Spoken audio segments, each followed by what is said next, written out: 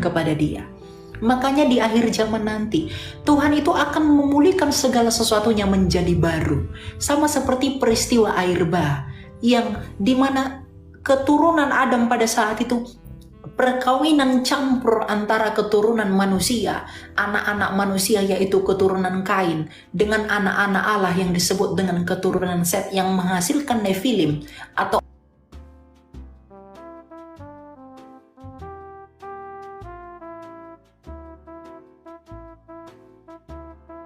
Dia tidak merusak bumi ini.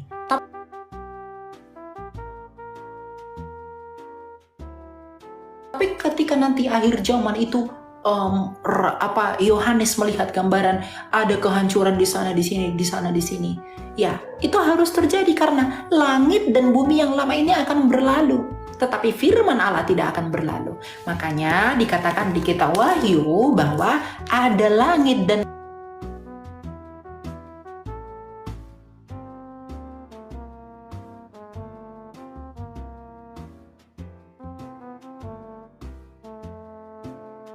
menyelamatkan kita. Dunia di sana itu bukan merujuk kepada tanah-tanah ini dan segala macam, tapi itu merujuk kepada manusia yang ada di bumi ini. Bahwa kita dikasihinya, kita disayangi oleh Dia, maka Dia memberikan anaknya. Ketika kita percaya kepadanya, kita beroleh keselamatan. Itu untuk Yohanes 3 ayat 16. Ya, dan untuk di akhir zaman nanti ada kehancuran bla bla bla, itu harus terjadi. Tapi ingat, Allah menyediakan sesuatu yang baru, di mana kita akan ditempatkan di sana, dipulihkan dan dikembalikan pada keadaan yang semula, seperti keadaan Adam dan Hawa sebelum kejatuhannya ke dalam dosa. Karena memang tujuan Allah sejak semula mendesain manusia itu adalah untuk menghidupi bumi di dalam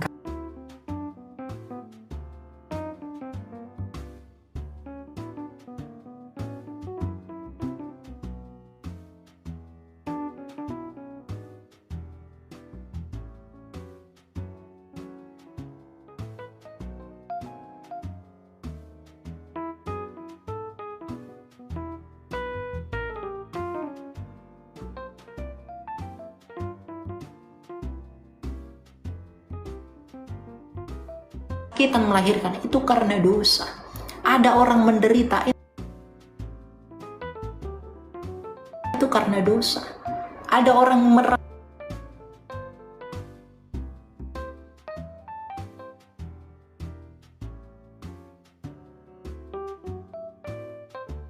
setelah dibenarkan, kita memperoleh sanctification, kita dikuduskan, kita dipindahkan ke sana.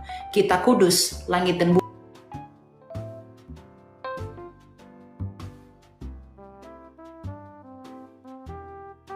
membuktikan bahwa Allah kita itu mengasihi kita. Gitu ya.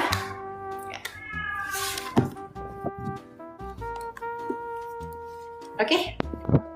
Saya mau bertanya juga, minta kejelasan tentang penjelasannya, karena saya sering bingung itu penjelasan tentang Sheol, Hades, dan Firdaus itu, karena sering dibahas itu, tapi saya belum masuk itu, Kak. Apakah Kakak boleh menjelaskan? Iya. Sheol, Hades, Firdaus. Tadi kan saya sudah mengatakan bahwa Sheol itu bahasa Ibrani. Sheol itu bahasa Ibraninya dari neraka. Hades itu bahasa Yunaninya dari neraka.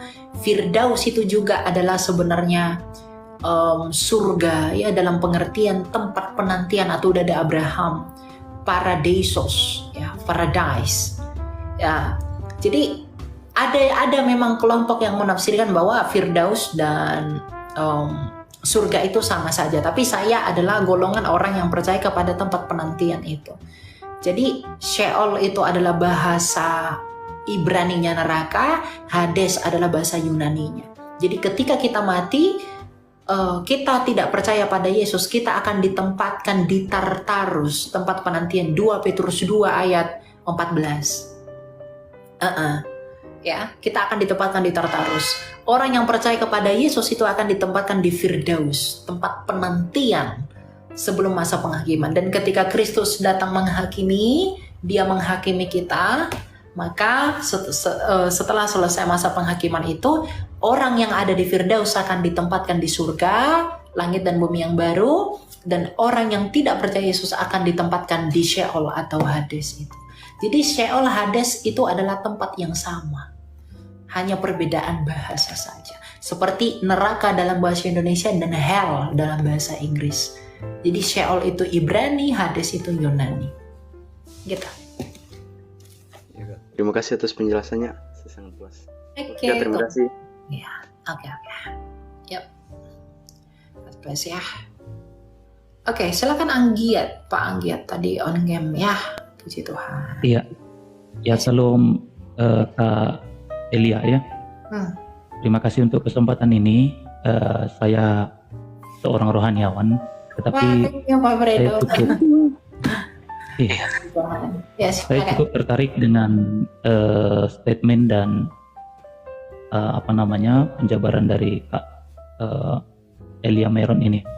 Jadi gini Kak, yang saya mau tanya ke Kakak pandangan ya, karena saya memang orangnya agak kritis tentang firman Tuhan. Jadi yang mau saya tanya begini, ada beberapa rohaniawan atau katakanlah bagian dari kita Kristen menyatakan bahwa orang yang penuh Roh Kudus itu ditandai dengan bahasa roh, dan satu-satunya orang yang penuh Roh Kudus ditandai hanya dengan bahasa roh. Nah, saya tidak setuju dengan pandangan ini karena menurut firman Tuhan yang saya pelajari bahwa dalam Matius pasal 7 misalnya ayat 20 dan seterusnya, Yesus berkata dari buahnya lah engkau mengenal mereka. Jadi kalau menurut pandangan saya, orang penuh Roh Kudus ditandai dari buahnya ya, seperti di Galatia pasal 5 ayat 22 dan 23a, buah roh ialah, ya kan, seperti itu. Jadi menurut Kak Elia seperti apa gitu? Minta pandangan saja. Iya, betul. Ya, kita harus bedakan dipenuhi Roh Kudus oleh karena dia dimeteraikan di dalam baptisan api sama orang kepenuhan Roh Kudus. Kalau kita baca di Kisah Rasul 2 ya. Bentar ya, saya buka dulu ya. Silakan. Dikatakan begini, ketika tiba hari Pentakosta. Jadi ingat ya teman-teman, Pentakosta itu hari ke-50.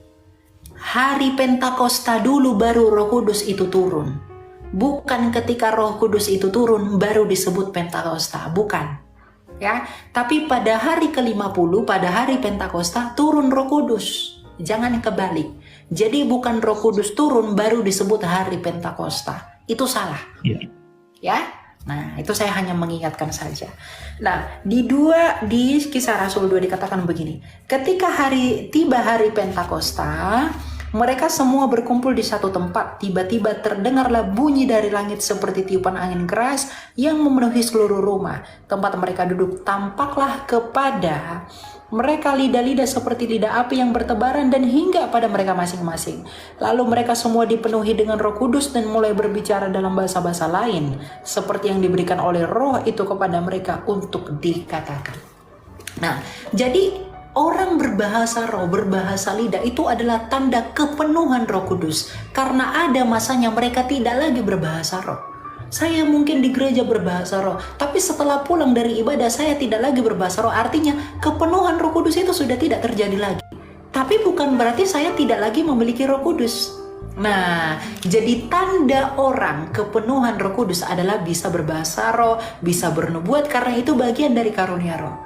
Dan bedakan orang yang dipenuhi Roh Kudus. Ketika Nabi mengatakan perkataan yang datang daripada Allah, dia dikatakan dipenuhi Roh Kuduslah Musa, dipenuhilah Roh Allah untuk Daud. Kemudian Roh Allah menaungi Elia, Roh Allah menaungi Yeremia. Apakah mereka berbahasa roh? Tidak. Mereka berkata-kata hikmat kepada bangsanya. Mereka memperkatakan apa yang mau Tuhan kehendaki kepada bangsa itu.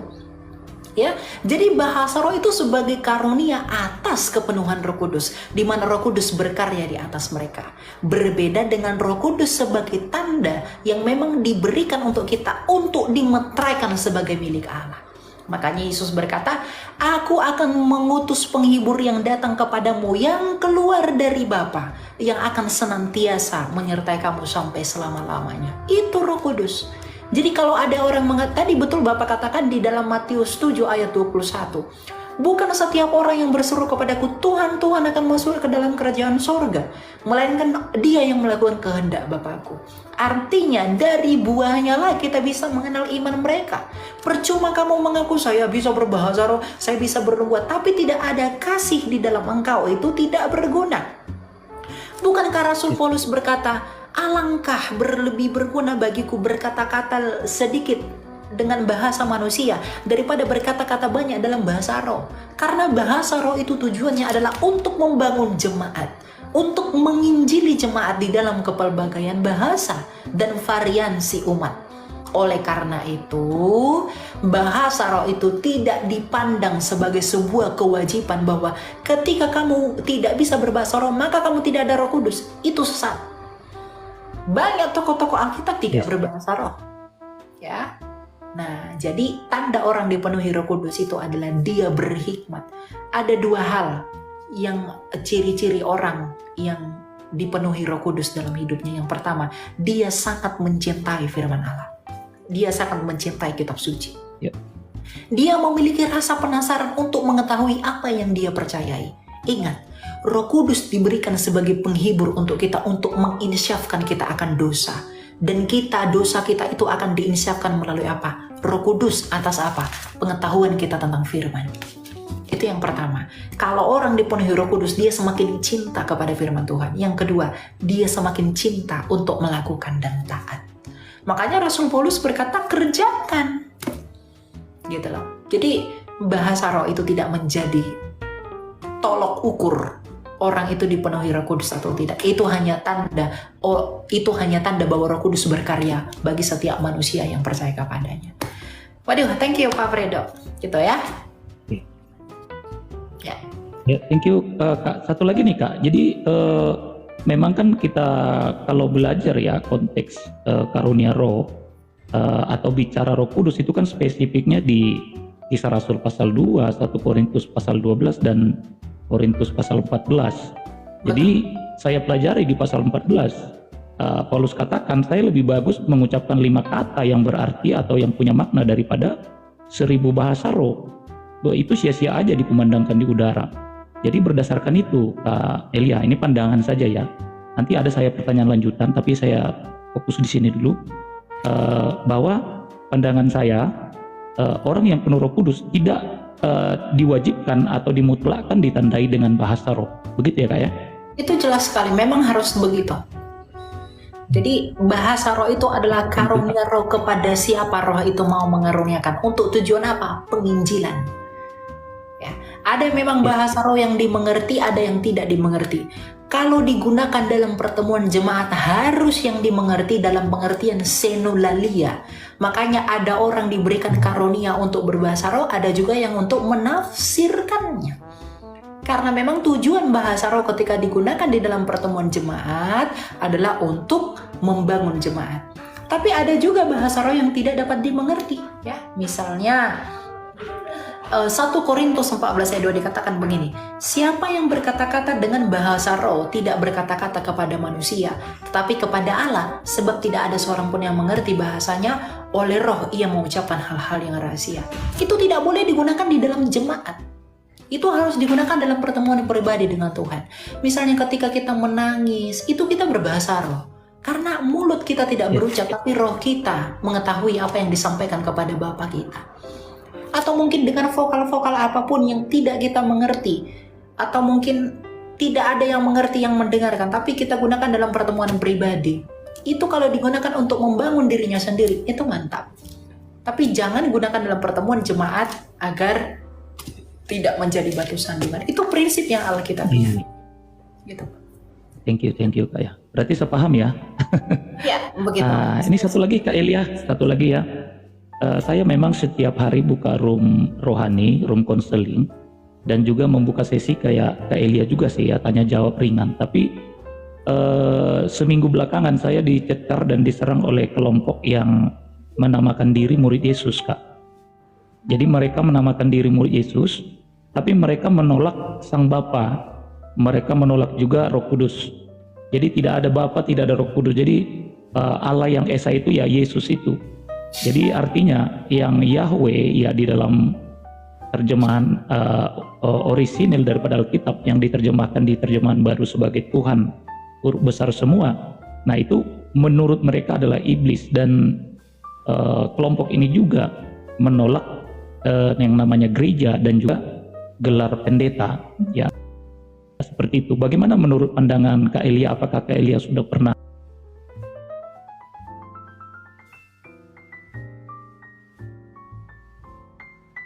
Jadi itu adalah Tidak Marsionisme, orang-orang ya? Marsion, itu golongan Marsion, menolak Allah perjanjian lama dan menolak Roh Kudus. Ya. Jadi mereka hanya percaya kepada Yesus saja. Baru tahu.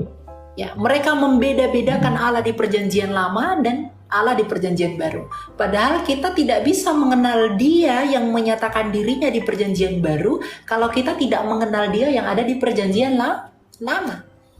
Jadi memang seperti yang dikatakan oleh Rasul Petrus, bahwa banyak manusia atau penyesat yang akan datang di akhir zaman.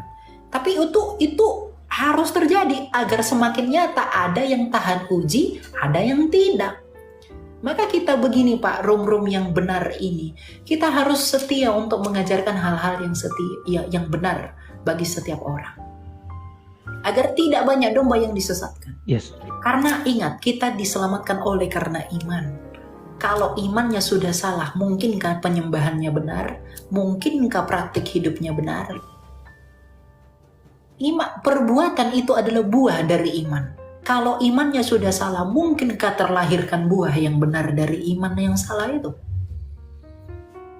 Gitulah. Nah, Jadi memang kita harus semakin semangat, dalam artian semakin sering mewarta. Ya meskipun kita sebenarnya tidak mendapat apa-apa ya, tapi panggilan itu harus dihidupi. Makanya seorang Kristen itu harus melayani. Begitu ya. Ya, jadi di sisi lain memang ada banyak yang mereka serang untuk golongan kita yang katakanlah percaya sungguh kepada Tritunggal ya. Dan kita kan masih menganut paham gerejawi, masih menganut yang namanya persembahan. Nah, jadi bagi mereka ini adalah penipuan seperti itu. Nah, jadi makanya saya sendiri mau menanggapinya seperti apa gitu, karena menurut mereka yang di perjanjian lama itu semuanya itu rancangan setan, termasuk Maliaki 3:10. Dan di perjanjian lama itu Nahum 1 ayat 3 itu menjadi malapetaka buat mereka, bahwa sebenarnya Allah itu panjang sabar, besar kuasa, tapi tidak satu kesalahan pun dilepaskan dari penghukuman. Tetapi di sisi lain perjanjian baru berbeda, Yohanes 3:16 ya kan. Nah, jadi bagi mereka Allah yang benar itu hanya yang Yohanes 3:16, Allah kasih dan seterusnya. Nah, inilah yang membuat saya bingung sendiri sebenarnya, karena memang belum banyak apologet yang membahas tentang ini gitu loh Kak. Ya. Iya, kita bisa mulai, kita buat video-video yang menyinggung mereka, kita buat tapi kalau teman-teman yang mendengarkan memang memiliki hikmat, mereka akan tahu mengidentifikasi kalau mereka sudah berkata-kata seperti yang Bapak sampaikan tadi, oh itu udah nggak benar. Itu penyesalan Pak. Ya, karena kasih karunia Bapa di dalam perjanjian lama itu ditunjukkan melalui Taurat, dia menekankan keadilannya. Tapi di perjanjian baru dia menekankan kasihnya. Allah yang adil, Allah yang kasih. Bagaimana mungkin mereka bisa mengatakan Allah itu kasih? Yesus itu datang ke dunia ini untuk mengorbankan anaknya yang tunggal, untuk menumpahkan darahnya bagi pengampunan dosa. Bagaimana mungkin mereka bisa percaya Yesus menumpahkan darahnya untuk pengampunan dosa kalau tidak di perjanjian lama? Perjanjian lama yang berbicara tentang pengampunan dosa dengan penumpahan darah. Bukan perjanjian baru. Perjanjian baru itu adalah penggenapan.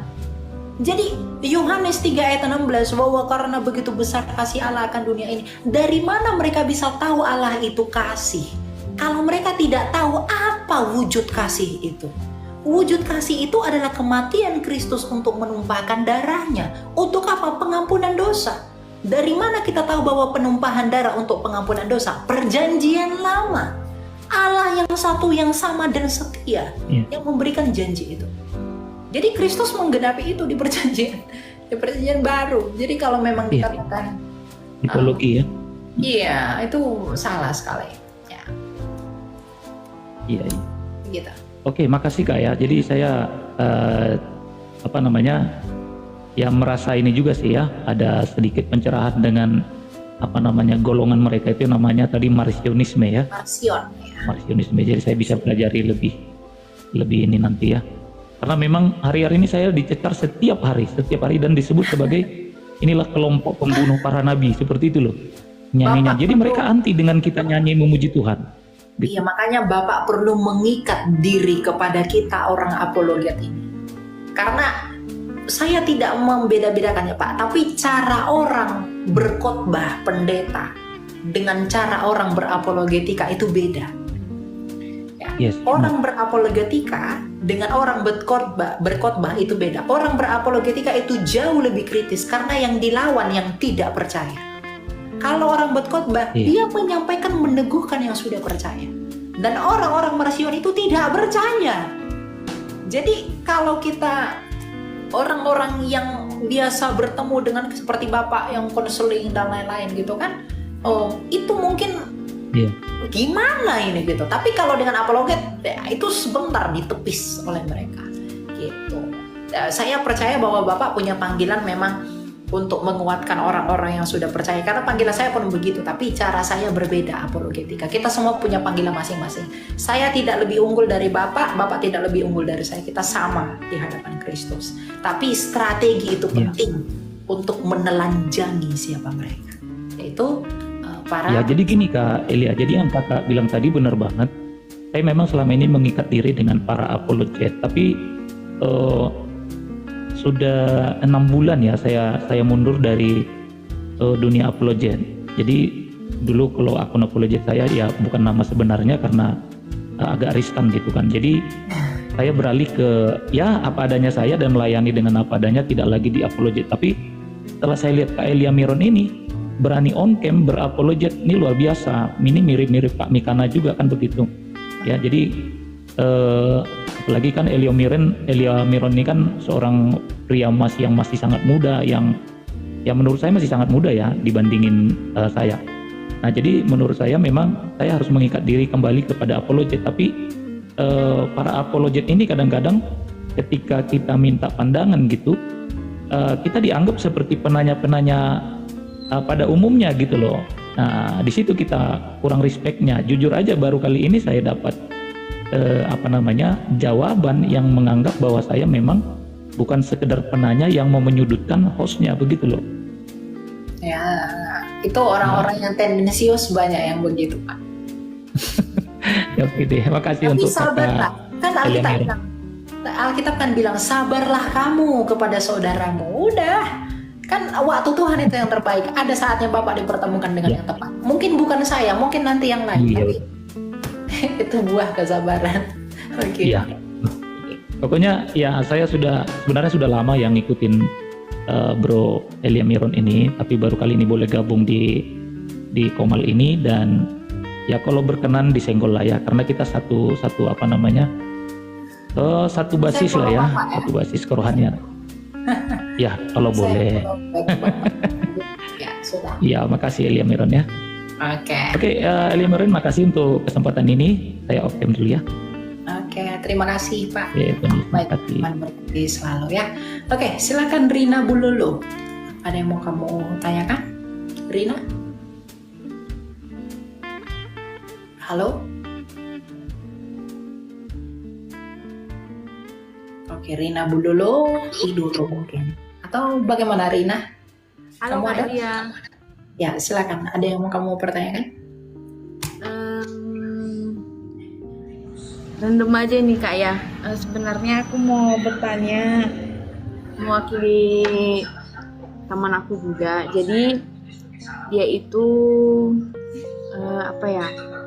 awalnya Kristen, cuman karena dia menikah sama orang yang non Kristen, Muslim lah ya kan. Terus cerai, pisah karena ada masalah. Terus dianya pengen kembali lagi ke agamanya di awal. Apakah itu masih diterima sama Tuhan atau bagaimana ya Kak? tentu dia diterima. Ya, kita buka ya di dalam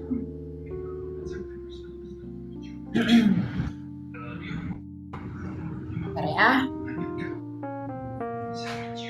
2 Timotius 2 ayat 13. Jadi ini ceritanya kalau dia sudah murtad tapi pengen kembali lagi menjadi, kamu mute dulu ya. Oke. Ini ceritanya mungkin ketika dia sudah murtad tapi dia pengen kembali lagi menjadi Kristen, bagaimana pandangan Alkitab mengenai itu? 2 Timotius 2 ayat 13 ya. Ya.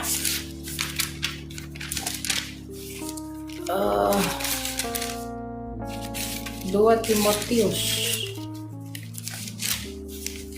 surat anak rohani Paulus ya, ayat 13. Dikatakan begini, ayat mulai dari ayat 11. Benarlah perkataan ini ya.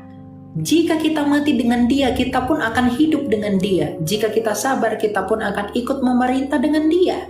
Jika kita menyangkal dia, dia pun akan menyangkal kita. Jika kita tidak setia, dia tetap setia karena dia tidak dapat menyangkal dirinya. Nah, jadi dikatakan di sini jika kita menyangkal dia, dia pun menyangkal kita. Jadi kasus dari temanmu ini adalah dia sudah sadar akan dosanya bahwa dia tidak boleh menyangkal Tuhan Allah yang menghidupkan dia. Allah yang sejati, Allah yang benar. Maka dia memutuskan untuk kembali kepada Tuhan. Nah, apakah dia bisa kembali diterima? Bisa diterima. Kenapa bisa diterima? Karena memang dia memilih untuk setia kembali. Loh, dia kan pernah tidak setia. Walaupun dia tidak setia, Allah tetap setia di dalam kasih-Nya. Jadi adalah sebuah sukacita kalau dia datang kembali kepada Tuhan. Apakah dia diterima? Dia diterima. Karena Tuhan itu adalah Tuhan yang baik. Dia tidak Tuhan yang membenci kamu karena dosa-dosamu. Tidak. Justru dia datang karena dia mengampuni kita atas dosa-dosa kita. Gitu. Cuma tergantung gereja, bagaimana gereja, apakah dia dibaptis ulang lagi atau mungkin hanya diterimakan saja, itu tergantung gereja di mana dia berjemaah. Begitu. Atau Pak Bulolo ada yang mau Pak Anggiat ada yang mau ditambah mengenai hal ini, Pak? Silakan. Ya, boleh ya, makasih Kak Elia. Jadi benar apa yang disampaikan tadi oleh Kak Elia Meron. Jadi memang kita pernah belajar ya suatu perumpamaan yang disampaikan oleh Yesus di dalam Injil bahwa ada seorang anak, ya anak bungsu yang menghura-hurakan atau mempoya-poyakan apa yang diwariskan oleh ayahnya. Ya, dan si abangan atau si kakaan yang paling tua itu dengan setia mendampingi ayahnya ke ladang dan seterusnya. Tapi si bungsu ini foya-foya, dia habiskan semuanya sampai akhirnya dia melarat makan makanan babi gitu ya. Tapi ketika dia kembali, ya, ketika dia kembali setelah dia meniadakan bapaknya dan yang menjadi bagiannya sudah dihabiskannya, tapi sang bapak ketika si anak ini kembali, sang bapak menerima dengan sukacita bahkan berpesta. Maka si abangnya tadi merasa nggak senang, wah ini nggak bener ini, aku aja yang setia dari dulu mendampingi bapak, nggak pernah semeriah ini untuk sukacitaku, tapi kenapa kok untuk si ade ini begitu meriahnya, padahal dia sudah berkhianat sama bapak gitu loh.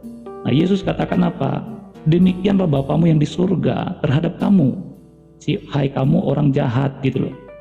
Nah jadi Timotius juga sampaikan tadi yang disampaikan sama Kak Elia itu benar banget.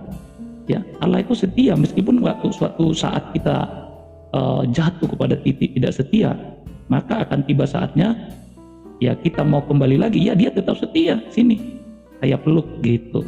Ya makasih Kak Elia kesempatannya. Saya mau menangis mendengar itu. Betul sekali ya. Jadi bapak kita itu bukan bapak yang melihat kamu di dalam dosamu, dia merasa jijik dengan kamu. No, dia datang, come to me in the Jesus Christ name, di dalam nama Yesus kamu datang sama saya gitu. Di dalam Yesus itu yang kuberikan bagimu, itulah kamu berkenan bagiku. Jadi beriman kepada Yesus itu adalah tanda kerendahan hati, bahwa memang kita tidak layak di hadapan Tuhan, Tapi ketika kita datang dan percaya kepada Yesus, kita dilayakkan di dalam Dia. Jadi sampaikan kepada temanmu, kalau temanmu ada mendengar di sana, atau mungkin tidak disampaikan bahwa Tuhan sangat mengasihi dia, dan kamu harus kembali mendeklarasikan dirimu sebagai miliknya di dalam gereja. Gitu ya, Rina? Oke Kak, makasih penjelasannya. Terus satu lagi nih Kak, aku mau bertanya. Pertobatan itu apakah ada batasnya? Apakah Tuhan itu bisa jenuh juga dengan pertobatan yang kita lakukan? Tidak. Yesus mengatakan, berapa kalikah kamu harus mengampuni? Yesus berkata 70 kali 7 kali. Ya, artinya adalah selama kamu bisa mengampuni, kamu harus mengampuni. Seumur hidupmu kamu harus mengampuni. Tuhan itu pun begitu. Tapi beda ya. Orang yang dengan motivasi hati bertobat tetapi jatuh bangun dengan orang yang mempermainkan Allah. Galatia berkata, jangan sesat, jangan membiarkan Allah tidak memberikan dirinya dipermainkan. Itu terlihat dari mana, apa perbedaannya dari motivasinya. Kalau orang motivasinya, Tuhan saya mengakui dosa saya pengen bangkit kembali. Tapi suatu hari dia jatuh lagi, kemudian dia berdoa lagi demikian. Jatuh lagi, bangkit lagi, jatuh lagi, bangkit lagi. Tapi motivasinya benar-benar rindu untuk bertobat secara penuh, untuk menjadi sama seperti Kristus, itu akan diselamatkan. Tapi kalau orang yang ya udah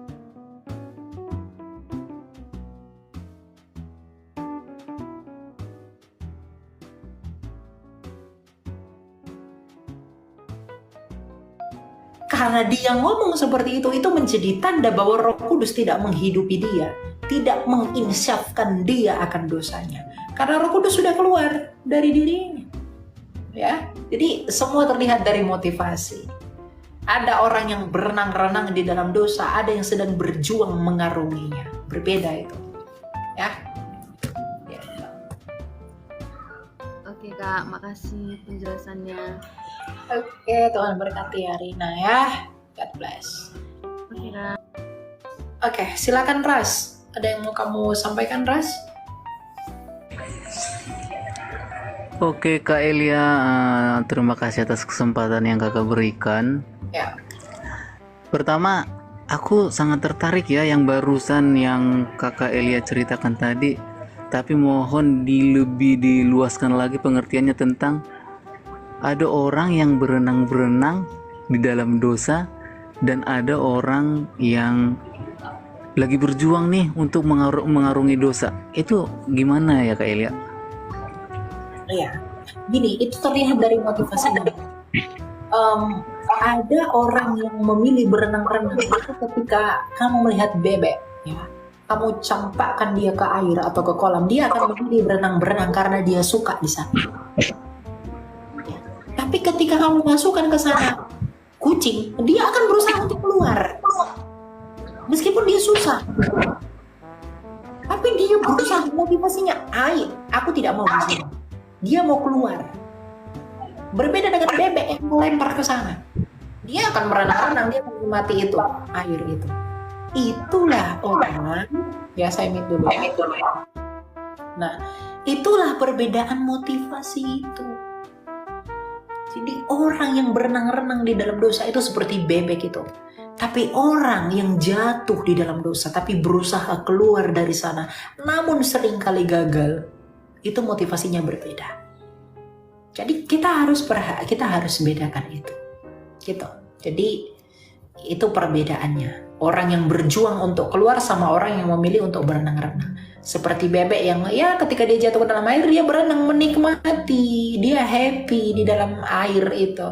Sedangkan kalau kamu lempar kucing ke dalam, dia berusaha cari di mana tempat agar saya bisa keluar dari sini.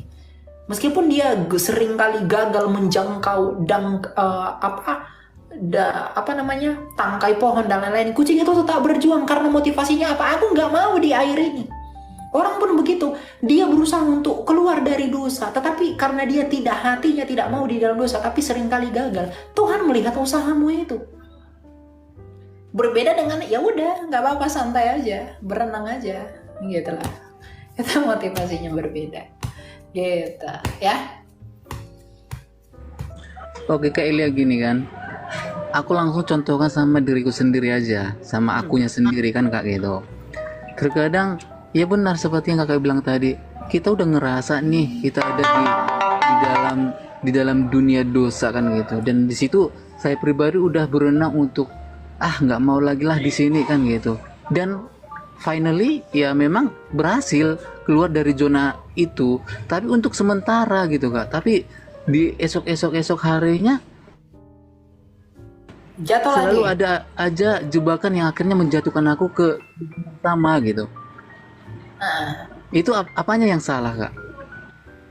iya, motivasimu aja kurang diperkuat. Pendengaran akan firman itu kurang kuat. Karena saya pun begitu, bro. Saya bilang, Tuhan, saya pokoknya besok nggak melakukan penipuan lagi. Tuhan, saya besok nggak boleh lagi melakukan dusta.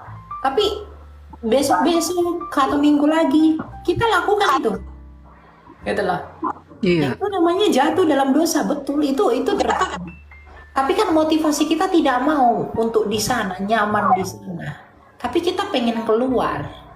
Tapi jatuh selalu. Iman itu proses. Ya, nggak ada yang Superman, nggak ada yang superhero. Ketika kamu bilang, Tuhan, aku harus berubah. Besok kamu sampai kamu mati tidak melakukan lagi. Ya, ada yang seperti itu. Nggak ada yang instan. Tapi itu proses. Bagaimana memperkuat amunisi proses itu? Pendengaran akan firman. Tumbuh di komunitas yang benar.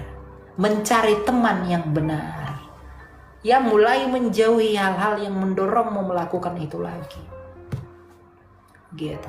Kamu pengen, Tuhan saya nggak mau merokok lagi lah. Itu dosa. Tapi temanmu perokok semua. Oh, itu namanya bukan mau berubah itu.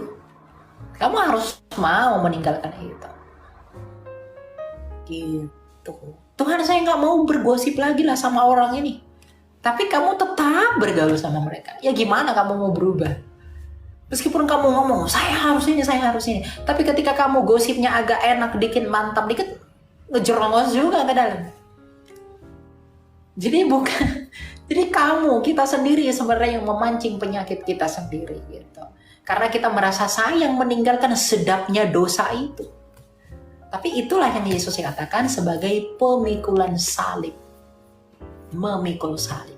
Yang memikul salib meninggalkan kenikmatan dunia dan juga beriman kepada apa yang Kristus perintahkan. Makanya dikatakan di dalam Matius 28 ayat 20, dan ajarlah mereka melakukan segala sesuatu yang kuperintahkan kepadamu. Begitu. Jadi Tuhan melihat hatimu. Kalau memang kamu benar-benar berubah, ada suatu saat kamu mengatakan I win. Tapi kalau kamu memang ingin memilih untuk berenang-renang, Tuhan tahu itu karena Tuhan tidak mau dirinya dipermainkan. Bisa saya tambah sedikit Kak? Ya, silakan Pak Anggia. Iya. Untuk Bang Ras ya. Jadi yang disampaikan ke Eli itu udah rinci banget, udah jelas banget. Analogi jatuh ke air kolam itu sudah benar-benar perfect ya. Cuman tergantung orang yang mendengar dan menerimanya ya. Jadi ada studi katanya begini, jatuh pasti tidak ada yang namanya disengaja. Aduh aku jatuh nih, tapi sengaja jatuh nggak ada. Jatuh pasti unsur tidak sengaja gitu. Tapi kalau namanya jatuh ke dalam dosa sama, nggak sengaja. Tapi kalau yang namanya hidup dalam dosa, ya udah tahu misalnya nyabu itu dosa, masih aja kan gitu.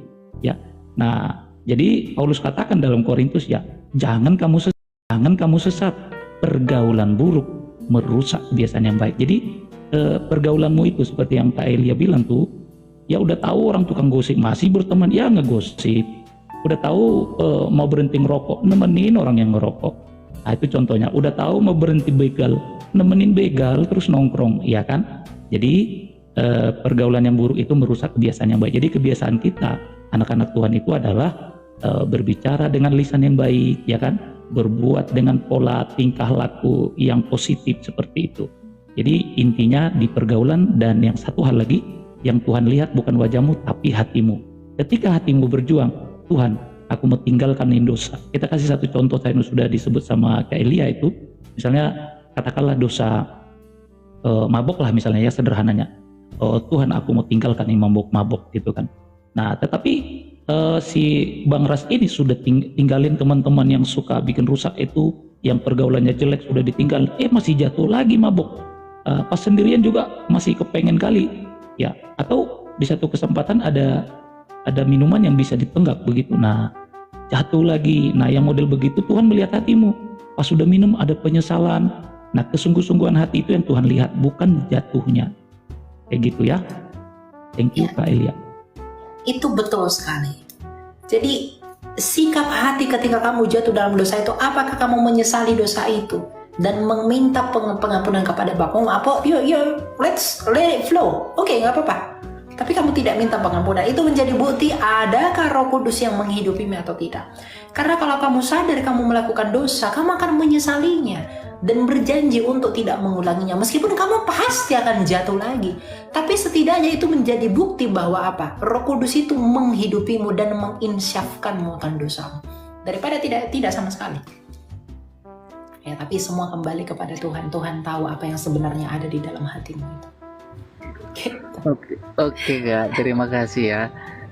Tapi berarti wujud nyatanya bahwa Roh Kudus itu hadir di dalam diri kita, salah satunya yaitu ketika kita menyesali akan dosa yang kita lakukan. Apakah seperti itu Kak? Ya, penyesalan yang tulus. Bukan penyesalan yang Tuhan udahlah aku berbuat dosa, enggak gitu, tapi enggak ada perubahan. Ya boleh. Itu namanya Kak.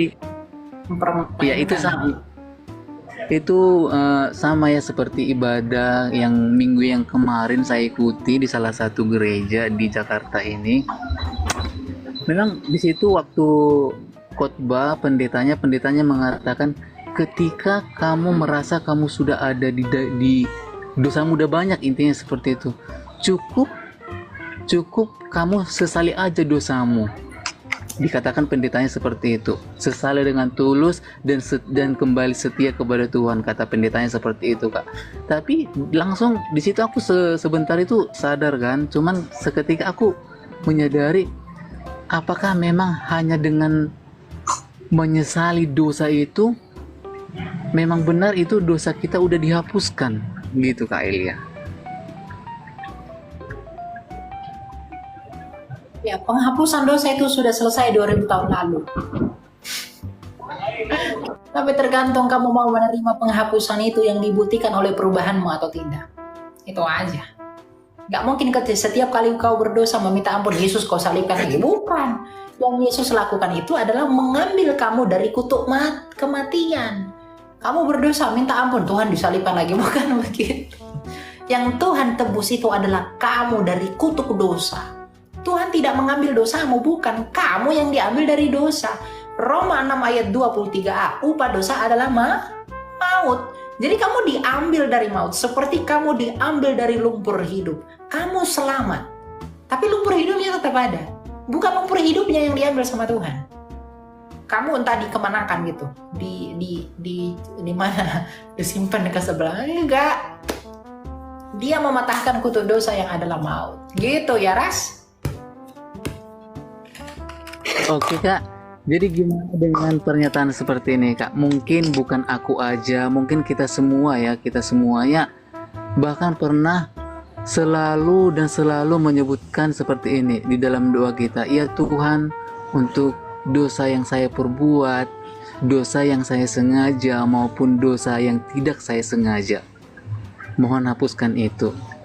Jadi situ terbit sebuah pernyataan, sebenarnya dosa yang saya sengaja dan dosa yang tidak saya sengaja itu seperti apa Kak? Ya, misalnya sebenarnya semua dosa itu disengaja. Tapi ada momentum. Di dalam doa kita itu selalu kita sebutkan seperti itu kan Kak? Mungkin bukan aku aja, banyak orang yang selalu berdoa dalam doa seperti itu. Ya kadang pun saya begitu. Maksudnya gini, dosa yang disengaja itu merujuk kepada dosa yang direncanakan. Dosa yang tidak sengaja itu adalah dosa yang tidak direncanakan. Mungkin pengertiannya ke sana. Jadi ketika kamu merencanakan besok saya akan bunuh ini orang, itu dosa yang kamu sengaja. Tapi ketika dosa itu terjadi spontan, misalnya kamu kaget ya, kemudian kamu mengucapkan hal-hal kotor atau ungkapan yang menghujat, itu kan tidak pernah kamu rencanakan. Jadi itu mungkin dimaknai dengan dosa yang tidak sengaja. Oke, ketika tadi aku baru masuk ke roomnya ke Elia, pernyataan atau firman yang pertama tadi saya dengar dari ke Elianya itu ketika yang dikutuk adalah tanah. Kan seperti itu tadi kan, Kak? Ya, terkutuklah tanah. Yang dikutuk itu sebenarnya tanah, kan gitu. Artinya itu seperti apa? Jadi apakah si bayi yang terlahir ke dunia, yang baru dilahirkan, kan dia sudah jadi penghuni bumi juga? Apakah dia sudah berdosa, Kak? Ya, silakan Pak Anggi, mau jawab? Oke, baik. Terima kasih ya. Kita boleh saling berbagi. Seperti yang Kak Elia bilang ya, kita saling mengisi. Jadi untuk Bang Rat, pertanyaan yang sangat bagus itu. Kalau seorang bayi lahir, apakah dia sudah berdosa? Karena tadi dimulai dengan Allah sudah mengutuk tanah. Jadi dengan terkutuknya tanah bukan berarti itu yang membuat bayi berdosa, tidak ya. Tapi jatuhnya manusia ke dalam dosa, Adam dan Hawa, itulah yang membuat manusia berdosa. Dan setiap manusia yang ada di dunia ini pastilah berasal pada awalnya itu dari rahimnya Hawa. Nah, yang tanda kutipnya begini, perhatikan satu kalimat yang agak urgent ini, bahwa setiap bayi boleh ada di dalam kandungan seorang ibu pasti diawali dengan nafsu, gitu. Nafsu seorang pria itu makanya dikatakan ketika Allah murka kepada manusia, engkau akan berahi kepada suamimu dan seterusnya kan, suamimu berkuasa atasmu dan susah payahmu waktu mengandung. Nah, itu merujuk kepada akibat daripada dosa itu tadi. Jadi bayi sudah berdosa ketika lahir, yes, tapi bukan dosa yang diperbuat, melainkan dosa asal dari orang tuanya. Kira-kira seperti itu ya pandangan saya. Terima kasih Kak Elia. Iya, orang berdosa sejak di dalam kandungan itu juga dikenal oleh orang Yahudi yang disebut dengan Yetzer Hara. Lawannya itu adalah Yetzer Hatov. Misalnya di dalam Tehillim 51 ayat 7. Mazmur ya, Mazmur kalau dalam bahasa Indonesia. Mazmur 51 ayat 5. Dikatakan begini, sesungguhnya dalam kesalahan aku diperanakkan, dalam dosa aku dikandung ibuku. Jadi dosa warisan itu bro, bukan berarti bayi itu menanggung dosanya Adam. Tidak. Tetapi bayi itu mewarisi karakter keberdosaannya Adam sebagai pemberontak. Itu yang disebut dengan natur keberdosaan. Jadi ketika bayi dilahirkan, dia sudah punya natur dosa. Natur dosa itulah yang membuat bayi itu ketika dewasa, dia bisa melakukan perbuatan dosa. Sama seperti singa, bayinya singa. Ketika singa itu dilahirkan, dia tetap binatang buas. Meskipun dia belum melakukan perbuatan yang buas. Jadi karena dia hewan buas, makanya dia bisa melakukan perbuatan buas. Bukan dengan melakukan perbuatan buas, makanya dia disebut binatang buas. Bukan. Tapi karena kebuasannya lah, karakter itulah yang membuat dia melakukan perbuatan yang buas. Maka karakter dosa itulah yang membuat kita bisa melakukan perbuatan-perbuatan dosa. Kalau bayi itu lahir suci, nggak mungkin dia bisa mati. Kalau bayi itu lahir suci, nggak mungkin dia berbuat dosa. Allah itu suci, apakah Allah berbuat dosa? Kalau bayi itu suci, nggak mungkin dia berbuat dosa. Karena tidak ada dosa yang keluar dari yang suci. Jadi dalam penghayatan iman kekristenan, tidak ada bayi dilahirkan suci. Dia dilahirkan, dikandung di dalam kesalahan, mewarisi karakter keberdosaan dari Adam. Ya, jadi itu pengertiannya. Jadi terkutuklah tanah, arura adamah. Itu artinya ya Adam yang diambil dari tanah itu terkutuk. Maka kita yang manusia yang mati ini, yang tadinya diciptakan dengan tubuh kemuliaan untuk tujuan yang kekal, kita menjadi mati dan kembali ke tanah karena kita diambil dari tanah. Gitu loh. Yang kemudian ketika kita percaya kepada Kristus, kita akan dibangkitkan sama seperti kebangkitannya. Maranatha. Gitu ya. Oke Kak Elia, oke Bang Anggia, terima kasih. Tapi ada pertanyaan yang terakhir ini tentang siapa tadi perempuan yang naik tadi Kak, cewek itu yang membahas tentang murtad ya. Tentang murtad. Gini Kak, Kenapa dirimu? di Indonesia kita inilah kan ada, di dunia lah ada agama Islam, ada agama Kristen, ada agama Katolik. Nah, batasannya antara agama Kristen dan agama Katolik aja dulu kan gitu Kak. Ketika salah satu pihak dari si cewek atau si cowok yang awalnya contohnya dia beragama Kristen Protestan dan akhirnya dia menikah mengikuti pasangannya, dia jadi masuk ke dalam Kristen Katolik, apakah itu sudah termasuk salah satu murtad? Bukan ya. Silakan Pak Sofian. Oke, ini klasik ya, pertanyaan klasik karena memang semua sinode atau denom itu mengklaim bahwa gereja atau agama mereka yang benar. Oke, jadi untuk Bang Ras boleh mute dulu ya supaya nggak doubling. Nah, jadi untuk pertanyaan ini untuk semua, saya berdiri dari aras Protestan ya. Nah, jadi bagi saya pertanyaan ini memang dianut oleh banyak orang ya, dan banyak orang yang mau bertanya, oke, Bang Ras ini mewakili semua, apakah ketika ada perpindahan dari Protestan ke Katolik itu disebut sebagai murtad? Kalau murtadnya didefinisi sebagai meninggalkan Tuhan, no, itu adalah suatu kesalahan ya, kekeliruan paham. Jadi berpindahnya seorang dari Protestan ke Katolik atau dari Katolik ke Protestan itu bukan murtad. Nah, kalau saya sendiri, saya kan pendeta di Protestan ya, aras Pentakosta. Jadi ketika ada jemaat Katolik datang ke gereja saya hanya cukup tanya, sudahkah engkau mengikuti komuni? Ya. Nah, kalau dia sudah komuni dan sudah, ya katakanlah sudah dibaptiskan ke dalam formula Bapa, Putra dan Roh Kudus dan memakai elemen air, bagi saya itu cukup. Karena saya cukup mendalami doa berkat ataupun firman berkat untuk Adam dan Hawa yang dirusak oleh iblis atau anak Allah yang terkutuk itu di Kejadian pasal 6, hingga lahir manusia raksasa yang menjadi cikal bakal daripada air bah, di mana air bah di sini adalah simbol daripada penghukuman atau kemurkaan Allah. Jadi kalau ada pembaptisan dilakukan, itu semata-mata air itu kena ke tubuhnya, itu membuktikan penghukuman telah sampai kepada dia, dan itu menjadi sama dengan kematian Kristus sesuai Roma pasal 6. Nah, jadi ketika ada orang Katolik masuk ke gereja saya Protestan, saya tidak sebut dia sedang murtad, dan saya buktikan bahwa saya sama dengan Katolik di dalam Trinitas atau formula baptisan yang sama. Saya tidak akan baptis ulang dia seperti itu.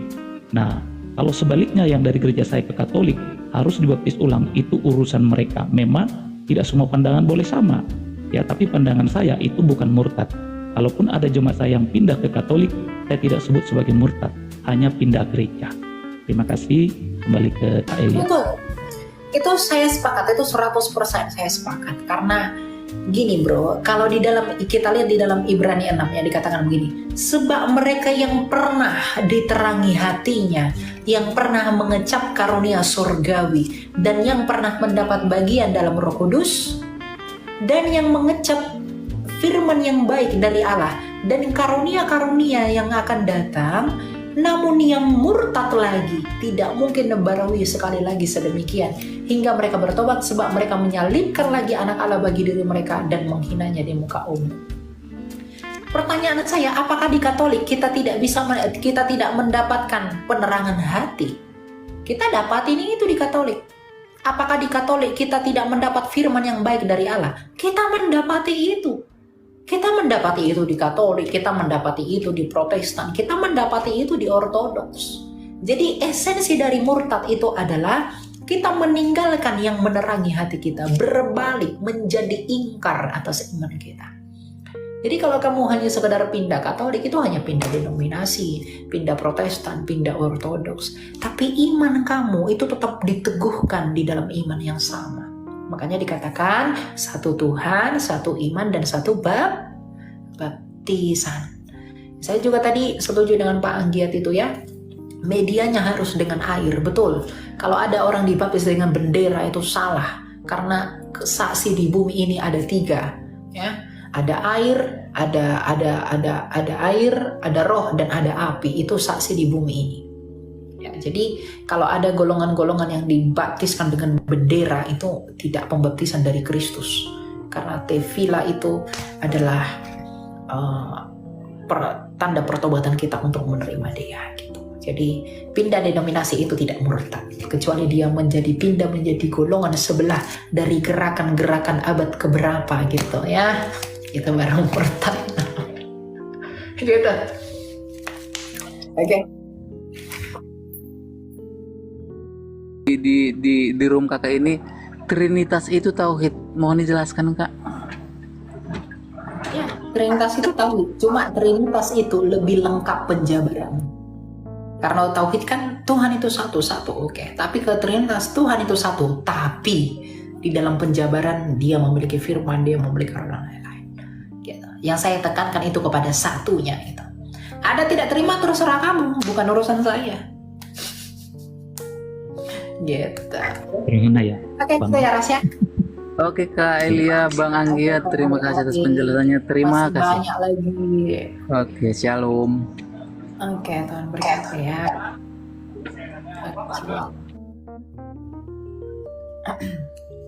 Ya kan, Anda tidak sepakat dengan caption saya, terserah, itu urusan kamu, bukan saya.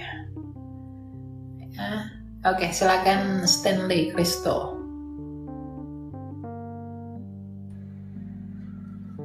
Halo, selamat malam Kak.